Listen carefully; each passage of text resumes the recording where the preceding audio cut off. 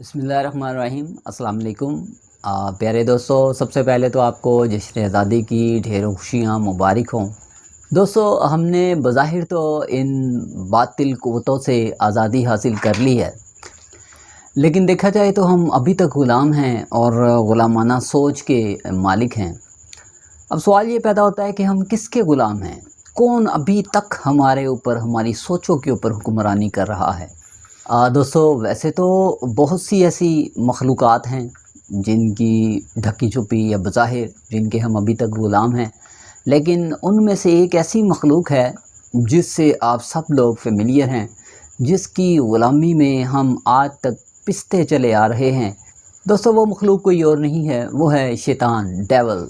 दोस्तों, एक तरफ तो हमारे बड़े बुज़ुर्ग इस दिन के हवाले से सुबह सवेरे उठते हैं, नमाज़ पढ़ते हैं, अपने मुल्क और कौम की सलामती के लिए दुआएं करते हैं और पाकिस्तान की खुशहाली के लिए, अमन के लिए, सलामती के लिए दुआएं करते हैं। और दूसरी तरफ जब उनके नौनिहाल उठते हैं, उसके बाद वो अपने इन्हीं वालिदैन से पैसे तलब करते हैं। क्यों पैसे तलब करते हैं? चूँकि उन्होंने बाजे ख़रीदने हैं, उन्होंने मुख्तलिफ़ किस्म के रंगो रोगन ख़रीदने हैं और अच्छा ख़ासा ख़र्चा करना है। अपनी बाइक्स के सलेंसर जो हैं उनकी आवाज़ें तेज़ करनी हैं, अपनी गाड़ियों के सलेंसर्स की आवाज़ें तेज़ करनी हैं, चूँकि जश्न आज़ादी मनानी है। तो एक तरफ आप देखें कि वो वालिदैन या वो बड़े बुज़ुर्ग जो कि अल्लाह ताला से गिड़गिड़ा के दुआ कर रहे हैं मुल्क की सलामती के लिए, अमन के लिए, और दूसरी तरफ वो देखें कि अपने बच्चों की क्या इस्लाह कर रहे हैं।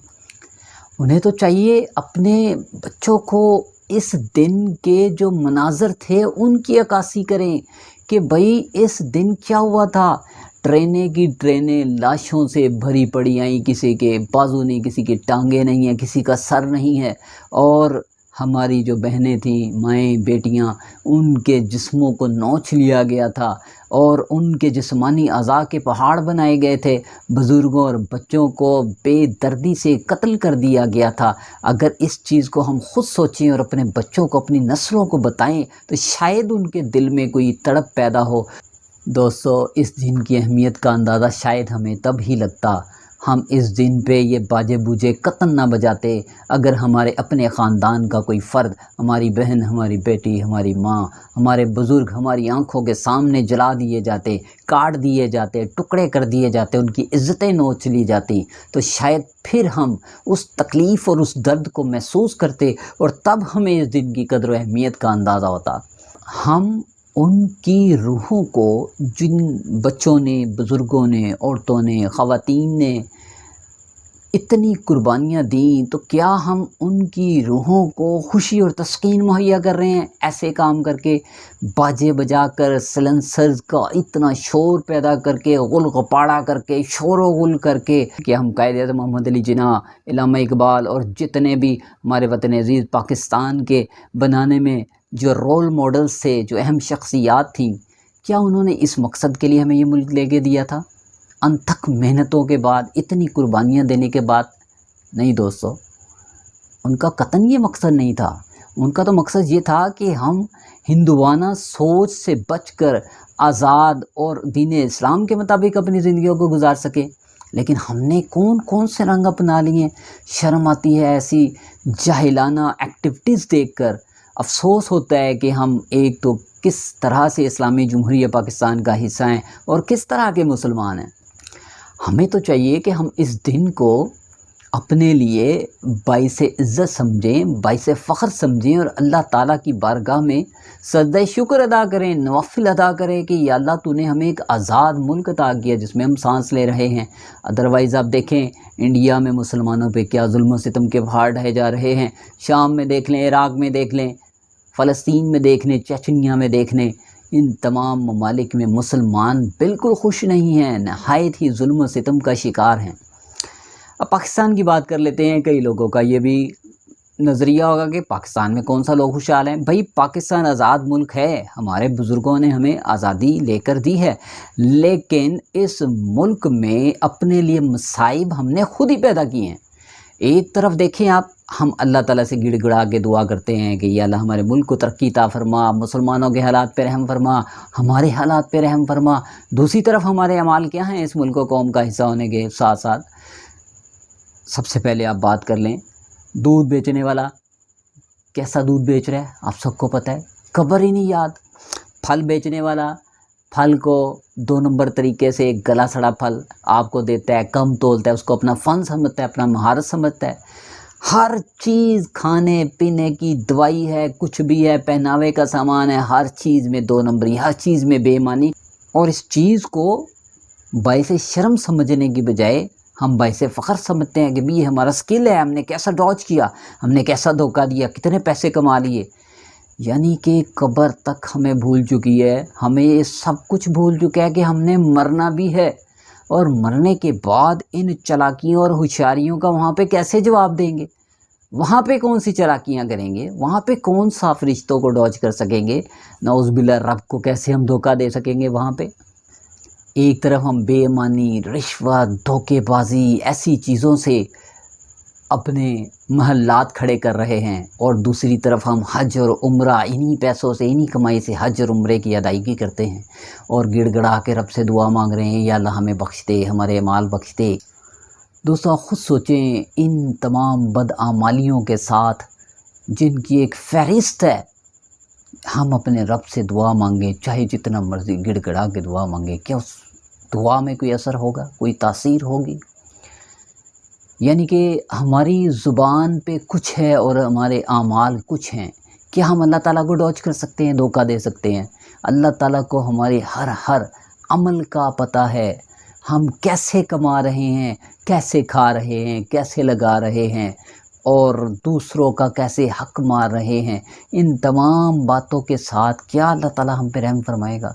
क्या अल्लाह ताला इसके बावजूद हमारे हालात बेहतर करेगा? नहीं दोस्तों, हमें सबसे पहले अपने आमाल सेट करने हैं, अपनी कब्र को सोचते हुए, कब्र के बाद जज़ा और सज़ा को सोचते हुए हमें अपनी ज़िंदगियों को गुजारना है। उसके बाद अल्लाह ताला से आप दुआ मांग के देखें, क्या इस मुल्क के हालात बेहतर नहीं होंगे? क्या हमारी मदद नहीं होगी?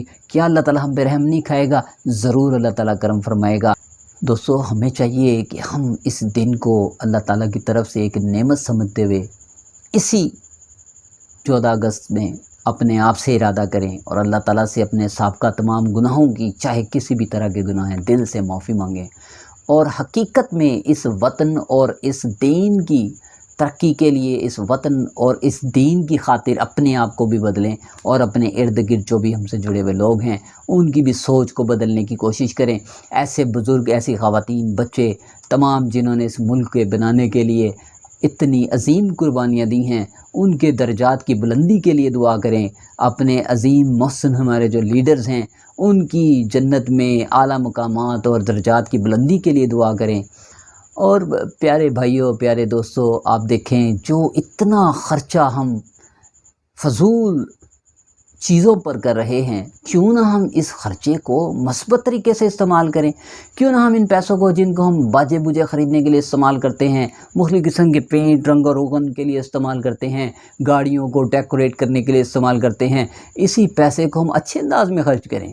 सबसे बेहतरीन चीज़ जो हमारे उलमा भी बार बार बताते हैं, हमारे बुज़ुर्ग हमें कई समझाते हैं कि बेटे आप इन पैसों का बजाय इसके कि कोई बाजा ख़रीदें, आप कोई पौधा ख़रीदें, अपने घर में रखें, पौधे लगाएं, अपने घर के बाहर रखें, अपनी छत पे लगाएं, वही पौधे दरख्त बनेंगे इंशाल्लाह। आपको मरते दम तक और मरने के बाद भी आपके लिए सदका जारिया होंगे, आपको कुछ ना कुछ फ़ायदा ही देंगे, नुकसान नहीं देंगे। और भी कई तरीके हैं दोस्तों, आप उन्हीं पैसों को इकट्ठा करें, अपने तौर पे, इनफरादी तौर पे, या दोस्त मिलकर उन पैसों को इकट्ठा करें। उन्हीं पैसों से किसी मस्जिद के अंदर कोई सफ़ रखवा दें, कोई जाए नमाज का बंदोबस्त कर दें, कुरान पाक का अरेंज कर दें, साबुन रखवा दें, कहीं पे नलके वगैरह नहीं हैं तो वो लगवा दें। बेशुमार तरीके जो हैं वो इख्तियार किए जा सकते हैं इन्हीं पैसों को फजूलियात में ख़र्च करने की बजाय। इसी तरह आप अपने हमसायों में, इतना मुश्किल दौर चल रहा है, किसी के बिजली का बिल अदा कर दें, किसी की कुछ गायबाना तौर पे मदद कर दें, किसी को राशन का अरेंज कर दें। मेरा ख़्याल है ये आपके बेहतरीन पाकिस्तानी होने का और बेहतरीन एक सबूत होगा एक मुसलमान होने का। और सच्चे दिल से इस चीज़ का भी अहद करें अपने आप से कि ज़िंदगी भर 2 नंबरी की तरफ, रिश्वत की तरफ, बेईमानी की तरफ, मिलावट की तरफ, कम तो بولنے کی طرف، جھوٹ بولنے کی طرف، ریانی اور فحاشی کی طرف نہیں جاؤں گا، اپنی زندگی کو دین اسلام کے مطابق چلانے کی کوشش کروں گا۔ ٹھیک ہے انسان ہیں، غلطیاں ہو گئی ہیں، اللہ تعالیٰ سے سچے دل سے دعا کریں، یا اللہ ہمارے سابقہ تمام گناہوں کو بخش دے، ہمیں آئندہ اپنی پسند کے مطابق، جو تیری خوشی ہے، جو تیری رضا ہے، اس کے مطابق زندگیاں گزارنے کی توفیق عطا فرما۔ دوستو میرے ساتھ مل کر دعا کریں اس دن کے حوالے سے کہ اللہ ہمارے وطن عزیز کو حقیقت میں آزادی عطا فرما دے، جھوٹ سے آزادی عطا فرما دے۔ یا اللہ پاک ہمارے وطن عزیز کو بے ایمانی سے، رشوت سے، دھوکہ دہی سے، ملاوٹ سے آزادی عطا فرما دے۔ یا اللہ پاک ہمارے وطن عزیز کو جہالت سے آزادی عطا فرما دے، ہمارے وطن عزیز کو چوروں اور ڈکیتوں سے آزادی عطا فرما دے، ایسی جہالت بھری سوچوں سے آزاد فرما دے۔ اور میں اللہ تعالیٰ سے دعا کرتا ہوں، یا اللہ پاک ہمیں اپنی قبر کی فکر عطا فرما دے، ہمارے سابقہ گناہوں کو معاف فرما دے، ایک دوسرے کے لیے احساس اور اخلاقیات عطا فرما دے۔ یا اللہ پاک ہمیں ایک دوسرے کی ٹانگ کھینچنے والا نہ بنا، ہمیں ایک دوسرے کا مددگار بنا دے۔